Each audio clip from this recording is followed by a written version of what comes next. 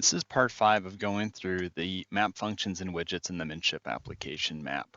I'm going to open up the public map. As I zoom in, you'll notice that when I get close enough, eventually properties appear on the map. When I'm in that close, you'll notice that this table view toggle also appears. When I turn that on, it provides an attribute table for all the properties that are within the extent of the current map view. So in this, and also each one of these attribute tables is divided across geometry types. So there's points, lines, polygons, and restricted. So in this case, there's 2,854 points in this particular view. If you want to get change it so that you can see attribute table for all the properties in the entire state, you can change that view so it says to turn off the filter by map extent, and then it would give you all the properties within the state. So that's 86,000 for the entire state. If you wanted to change that extent for the lines, polygons, restricted, you would have to click on this and then change that there. I'm not going to do that right now. I'm going to turn this filter by extent back on because I think that's pretty useful to limit it just to what I can see. Another feature that you'll notice is that it gives me a total here of all the properties that are within the view, and then also tells me how many have been selected. If you select things on the table, it gives you a running total. There's a feature here that looks like you'll be able to zoom to the selected feature. Just a heads up, that doesn't work.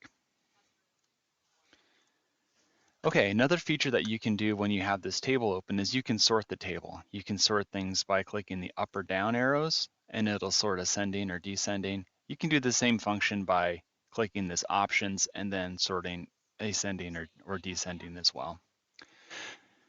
Now this table is a little cumbersome in the application itself. So if you wanted to take out a table to get to do more manipulation in it in Excel, you can export the table itself. So if you click this options and go to export CSV, it takes a minute, but it brings up a comma separated value data set for what was just on that specific table that I exported. So it exported the attribute table, exactly what's shown here, for all of the properties that were within this view shed. So it's going to be for 2,854 properties. So you can see here, if I click on this column, 2,855. So it added one more because it, it counted that as an entry. Now, one heads up, if you are doing any additional manipulation in the CSV file, you'll probably want to save it as an Excel document before you do any formatting or sorting or anything like that. CSVs are very basic and they have very little functionality, and they don't let you, that format doesn't allow you to change colors or do a lot of the other things that are useful in the Excel program. And this export CSV function is very handy when you're doing, as I showed in an earlier video, when you're doing a search and you do a search criteria, say I want to look at everything in Becker County.